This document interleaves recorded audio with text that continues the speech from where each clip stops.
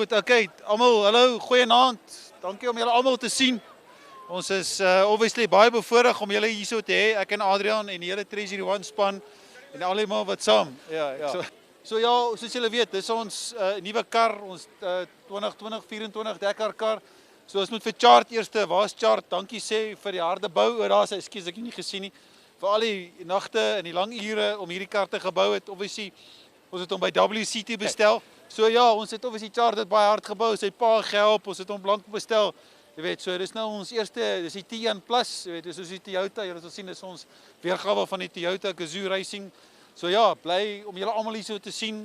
Ek en Adrian, navigator wat ons volgende jaar die Dakar aanvat en Gerard van 2018 saam met my die eerste keer daar was en Johan Smalburger is wat 2020 saam met my daar was. So ja, let's get a show on the road. Ons gaan vir julle die kar wys en dan deure oopmaak en klim in en so voort. So yes, ja, nogmaals dankie dat julle almal hier so is. Ja.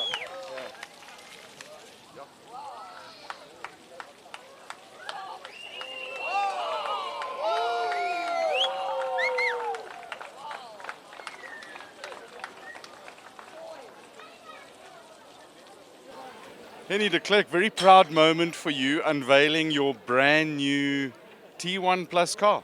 Yeah, I must say, it's like a dream come true. Obviously, it's taken more of a long time, But I was telling someone the story originally, when we started, this was supposed to be a small wheel car. And then a month later, we told Stuart, no, I think we must make a big wheel car. And they obviously said, well, they haven't done a big wheel car yet. So Achim had to redesign that CAD drawings like hell. Eventually, it was obviously spent a lot more time on it, trying to, change everything. But yeah, a lot more time, a lot of effort from them, a lot of effort from Chart, building it and stuff like it. And yeah, she is finally, the first, shall we say, non-factory T1 Plus. Well, I was about to actually say this is the first T1 Plus that's in the hands of a privateer in South Africa, and it's quite a. I mean, we know more are coming. But to have the first, it's really great. Now, when's your first bit of testing and when are you going to race it? Yeah, well, it was supposed to race obviously on Saturday, but that was postponed. So we'll hopefully go test on Saturday. We haven't even tested it, But it was so well built, there was no, once Chart got the engine in and got the wiring sorted out, it started. We drove it last Saturday just from Joburg to here, just to get some mileage on it, just to make sure there's no leakage and stuff like that. But I mean, you can really Chart did a really great job.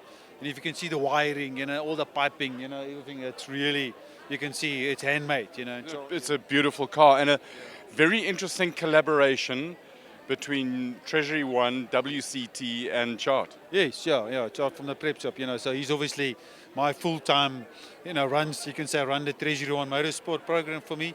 So we've got Audrey in there as well, helping him, but yeah, this was imagined with Stuart Hiller. They could build it, but they built the frame, and then apart from the frame, obviously Chart built the rest. All these hours of labor was in here, and obviously they did some of the components, but you can say this is a Chart built car, but it was imagined by WCT, and they built the frame and stuff like that. So I must say thanks to them. Yeah. So you're going to run it here in South Africa for a while, yes. But the big goal is Dakar 2024. Yeah. Yeah. So we always need to ship it in November next year or this year. So up until that, we'll do some regional races. We'll take it to Namibia to get used to these big tires and the dunes, and also the suspension changes and the weight, because the engine is much closer and the weight at the back. So it's obviously a little bit. I think it must probably be easier to drive than the old cars. It's a big change in design of car from. I mean, I think you've skipped 2 generations of the small wheel cars, and now going into the mid-mount big wheel cars. We leapfrogged, It's the way to do it. Yes, yeah.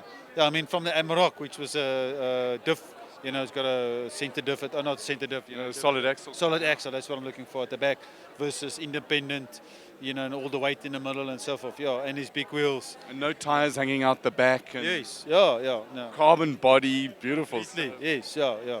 Yeah, and the weight, 2,000 kilometers, it's heavier. It's a big, heavy car. Yeah, and it's wider. Yeah, 2.2, so those gates, which was already tight, tighter going to be now, Aim carefully, eh? Yeah, we might slow down for the gates in the beginning.